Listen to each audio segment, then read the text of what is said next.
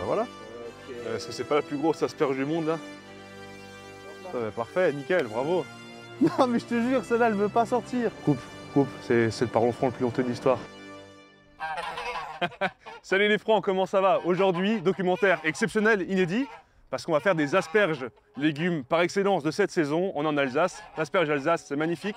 Et pourquoi inédit? Parce qu'on n'est pas tout seul, regardez, on a l'équipe de France 3, l'équipe de Météo à la carte qui est là pour faire un petit reportage sur Parlons franc. Bien joué, grâce à vous, on a assez d'autorité, on a réussi à faire en sorte que les médias s'intéressent au terroir. Bon allez, on va rejoindre Maître Yel, l'homme qui sait tout sur l'asperge, venez.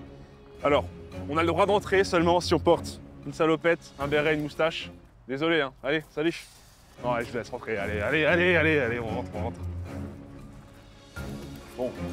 On le dérange pas, il sait qu'on est là. Il va nous expliquer comment est-ce qu'on récolte les asperges. Vous allez voir, il y a un petit coup de main à avoir, ça se fait pas comme ça. L'asperge, c'est assez particulier. Allez! C'est une entreprise vraiment familiale, c'est un petit producteur. On n'est pas chez un producteur qui est énorme, qui fait des quantités astronomiques. On est sur un producteur qui fait du local. On est attaché au terroir. Hein. C'est quoi, c'était grands-parents ou tes arrière-grands-parents qui ont commencé? Mon arrière-arrière-grand-père. Arrière-grand-père. En 1918, on a trouvé une trace d'asperge encore sur certains papiers. Là, ça fait 100 ans qu'il y a de l'asperge qui est ici. Et donc maintenant, toi, tu as tout agrandi, quoi. J'ai tout agrandi. On est passé donc en 1918 à 3 arts d'asperge à 7 hectares aujourd'hui. Un grand seigneur, grand carrosse, hein. Regarde. Ouais. Salut les francs, aujourd'hui, documentaire exceptionnel. On est dans un kangou, on s'accroche, parce qu'on va dans un champ d'asperges. Oh, un deuxième siège qui arrive, regarde. Ok, vas-y, on y va. Bon, messieurs les caméramans, votre place est là. Donc mon papa qui va travailler. Donc là, c'est ton père qui va bosser, là. Ah bah tu vois, on vous ment pas quand on vous dit que c'est de famille. Bon, vous allez voir hein, comment c'est le champ d'asperges.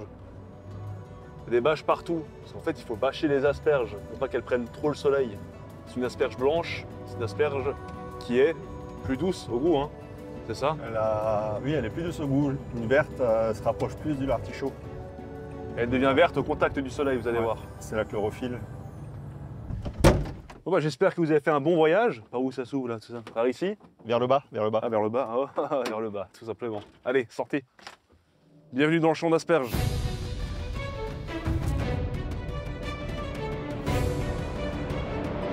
Bon alors cet outil mystérieux, comment s'appelle-t-il?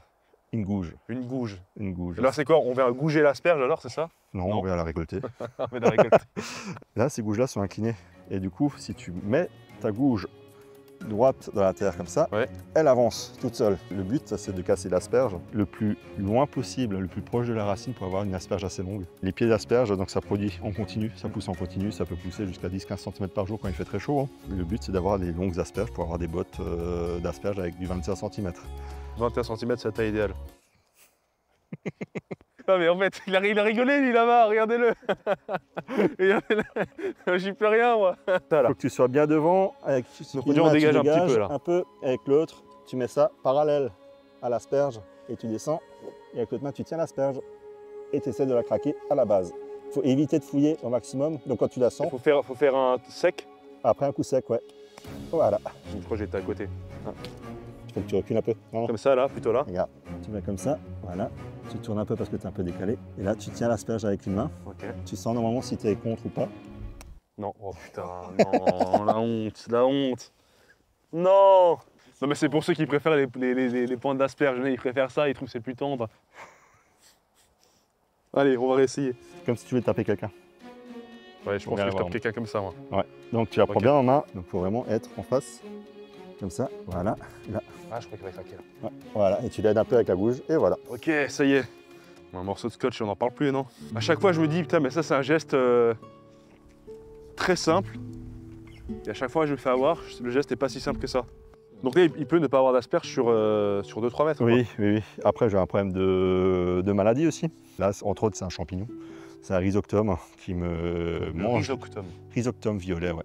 Il n'y a pas de traitement qui existe, rien du tout. Tu changes de champ. Donc là, par exemple, si ton champ il est attaqué, bah, il sera entièrement attaqué d'ici quelques années. Donc t'as pas le choix, il faut que tu te débrouilles à chaque fois pour trouver un bon champ. Ouais. Voilà. Est-ce que c'est pas la plus grosse asperge du monde là? La gigantesque, mais ça se sent pas ça. Si, Si. en déclassé ou en catégorie 3. La plus grosse que j'avais, elle fait 600 grammes, 600 grammes, une asperge. une asperge, un repas. Vous voulez pas essayer un petit coup, pour de vrai? Là, il faut tenir l'asperge d'une main. Là, c'est technique, hein.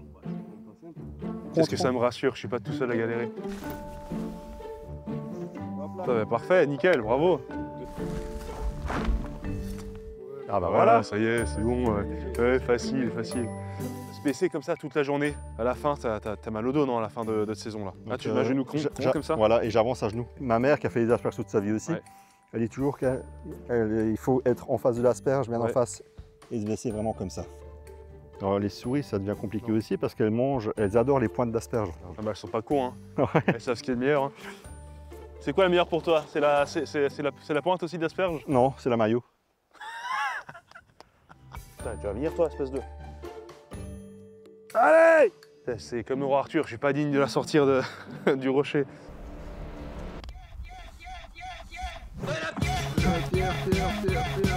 On va y aller pour de vrai là. Ah oui, d'accord, je suis pas du tout au bon endroit. C'est pas donné à tout le monde, hein. Après, ça s'apprend. Je vous jure, elle me résiste. C'est l'asperge de Jean Moulin, quoi, elle fait de la résistance. Je pense que je suis trop profond en fait. Ah oui, j'étais beaucoup trop profond en fait. Regarde, deux d'un coup! Quand on n'avait pas la bâche, il fallait qu'on trouve l'asperge avant qu'elle ne sorte. Donc là, par exemple, il y en a une. Et regarde, je te montre encore autre chose. Et tu vois que la terre est soulevée, elle est poussée par le bas. Ah oui, pourtant elle est profond, hein. Ouais. Il y en a même deux. Ah ouais!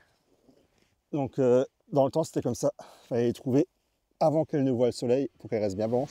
J'ai une crotte de nez là, c'est ça? Bah, dis-moi. Elle est où? À gauche, à droite, la crotte de nez? Je suis un beau. C'est l'heure du capitaine, vite! On va gouger l'asperge. Ouais, ça fait un petit peu blague. Non, putain, non, mais non, non, c'est moi la blague, c'est moi la blague. C'est pas possible. Tu vois, il s'est absenté 2 minutes, je suis une catastrophe. J'espère qu'il verra jamais ça. On va l'enterrer comme un cadavre, ni vu ni connu. Nickel. Allez, on passe à l'autre.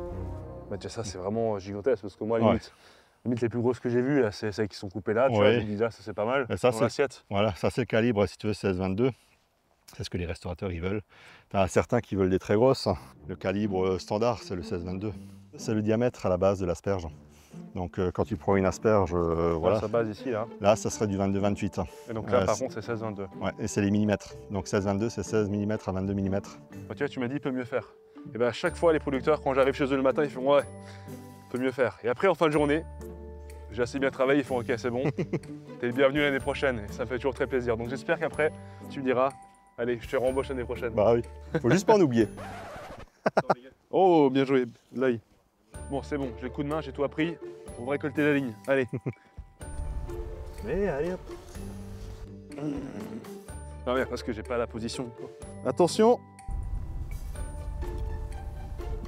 Putain, il en a déjà fait 10 à côté, là. Franchement. Je crois que c'est comme pour tout, hein, c'est un métier. Ah, mais parce qu'elle est pourrie, regarde, c'est pas de ma faute. Non, mais je te jure, celle-là, elle veut pas sortir. Non, c'est bon, c'est bon, c'est bon. Voilà, voilà, regarde, voilà, c'est bon. Regarde, là, c'est possible que tu en aies une. Ici, là. Donc, si on creuse un peu, avec un peu de chance, et ben voilà, il y en a une, viens voir. Incroyable, hein. Moi, jamais de la vie, je vois ça. Et lui, le coup d'œil, ah, il y en a une ici. C'est trop fort. Bon, allez. Pourquoi je suis nul? Ah, ok, c'est bon, là. Moi, je l'ai tué. Je l'ai tué. Regardez me filmer, coupe, c'est le parlant franc le plus honteux de l'histoire. Je fais rien correctement. Moi, je crois qu'on a des questions, là. On passe au bureau. Ouais. Allez. Et est-ce que tu sens que tu as fait changer l'opinion des gens avec vos vidéos? J'espère. J'espère. Je sais. En fait, c'était aussi pourquoi j'ai fait Parlons franc au début avec mon frère et avec mon pote Lucas. C'est parce qu'on s'est dit, en fait, on est les seuls au monde à penser encore comme ça. C'est pas possible. Il faut qu'on partage cette façon de penser. Et ben, en fait, on se rend compte qu'aujourd'hui, sur les réseaux sociaux, on est plus de 200 000 à partager cette pensée, au moins sur ma page. Donc, je dirais pas que c'est que grâce à moi. Il y a aussi d'autres qui font le travail, qui mettent le terroir en avant. Mais je pense qu'on est là. Je pense qu'on a envie aussi de rendre les réseaux sociaux là pour des bonnes raisons. Pas juste scroller ou regarder des heures et des heures sans rien retirer derrière. Mais quand les gens sont passés sur notre page Parlons franc, ils en retirent quelque chose. Ils ont vu un nouveau visage, ils ont vu un nouveau métier, que grâce à nos vidéos, ils se disent « Ok, je suis sensibilisé à un métier, à un savoir-faire. Et ben, je veux, en mettant des bonnes choses dans mon assiette, participer à ce mouvement-là. » Bon, ça y est, c'est bon, c'est récolté? C'est bon, c'est récolté. Maintenant, on va charger les caisses. Alors, quand t'as pas de poignée, t'as une méthode pour les porter. Ouais, je la connais, on fait pareil avec les Mirabelles. Ouais, je te jure. Mais bon, allez. Après tout, c'est lui le maître des asperges, c'est pas moi. Vas-y, je t'en prie. Voilà, bah nickel.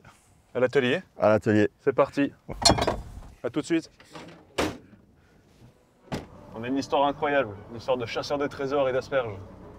Thomas, tu m'as dit que ta grand-mère a trouvé un louis d'or une fois. Ma mère. Ta mère. Ma mère a trouvé un louis dans le champ, ouais. Putain. On trouve plein de choses. On trouve des fers à cheval, des restes de cartouches, plein de choses, mais le plus important, c'était le louis. T'as tes champs, ton aspergerie juste à côté de Bergheim, et tu m'as dit, ça je savais pas, que Bergheim, c'était un village de brigands.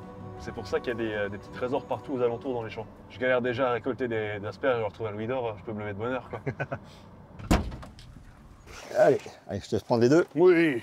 On va mettre des couvercles dessus dans l'eau. Ah mais tu mets ça à la flotte? Ouais. C'est quoi, c'est déjà un pré-lavage? C'est un pré-lavage, ça enlève la terre et ça les maintient fraîches. Quand une asperge est récoltée, il faut qu'elle soit traitée dans la journée? Dans les 2 heures. Dans les 2 heures. Ça vient ici, c'est ta table de tri, c'est ça? Elles sont étalées là-dessus et là elles sont ajustées. En fait, il y a un trait noir là-bas, c'est là où elles sont coupées. Et il faut qu'il y ait une asperge par interstice. Ouais. Parce qu'après, en fait, elles montent. Tu vois, ça monte, c'est lavé, coupé. Tu as des bulles, un jet d'eau, tu as une scie qui coupe tout. Et ensuite, tu as un petit toboggan. Bon, comme ça, ça descend sur un fond bleu.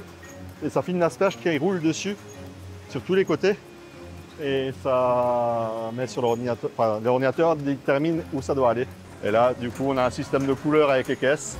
Les catégories 1, c'est les caisses oranges. Les catégories 2, c'est les caisses bleues. Catégorie 3, caisses rouges. Il y a un double tri qui se fait pour être sûr d'avoir la meilleure qualité possible. La machine va tellement vite que parfois, elle n'a pas le temps de toujours tout bien contrôler. Et donc, tu as une autre sortie encore. Il faut encore vérifier ici. C'est un vrai travail de fourmi, il faut être très attentif. La machine fait beaucoup, certes, mais elle fait pas tout non plus. Il y a toujours des gens qui sont derrière. Ça, il faut s'en rendre compte aussi. Hein.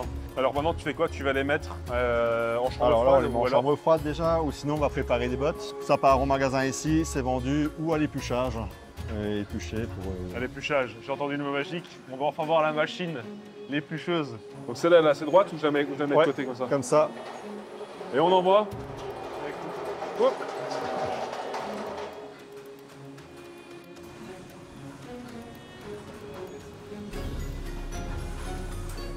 Rentrez chez vous, hein. Moi je reste là jusqu'à demain. Je fais ça toute la soirée. On est bien. Ça va, ça va. Il pourra revenir. Voilà, c'est la phrase que j'attendais. Après on les prend comme ça. Tu les prends, tu les poses délicatement dans la caisse là.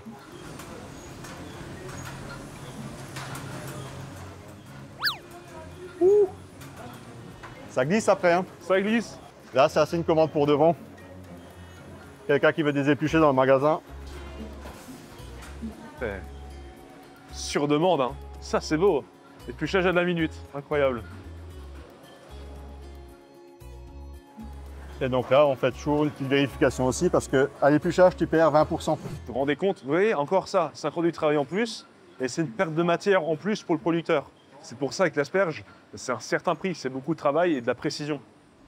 Elles sont là en passage express le temps qu'elles repartent chez les clients et chez vous, à la maison. Vous pouvez les garder quoi? Une petite semaine au frigo? Oui, une petite semaine dans un linge humide, dans le bac à légumes. C'est un signe de fraîcheur que la base reste bien humide et là, vous mangez l'asperge du début jusqu'à la fin.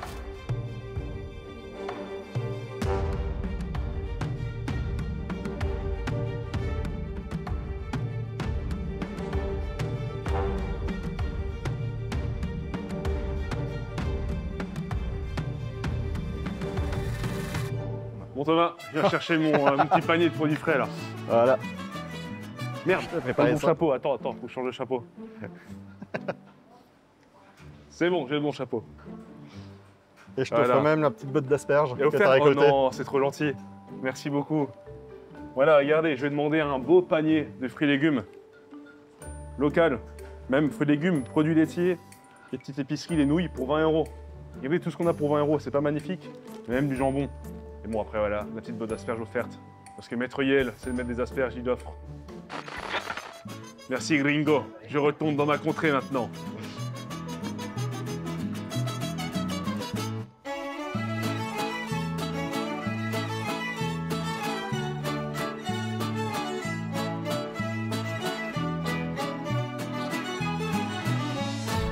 Thomas, merci beaucoup pour ton accueil. Merci Maintenant, à toi. je suis un expert, un presque expert de l'asperge. Presque espère. Je peux revenir l'année prochaine, tu me l'as dit. Tout à fait.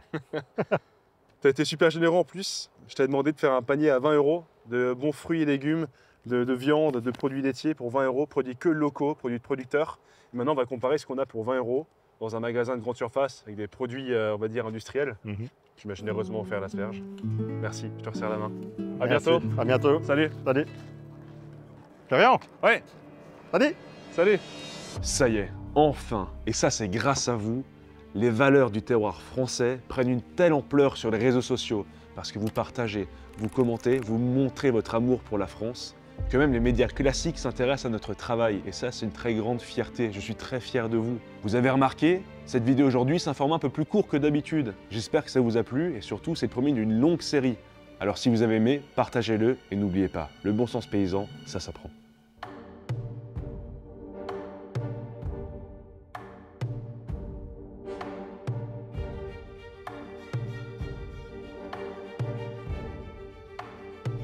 Florian. Ouais, Salut. salut. Florian. Oui, Salut. salut. Florian. Ouais, Salut. salut. Ah, il est génial ce type. Il est génial. De bonne humeur.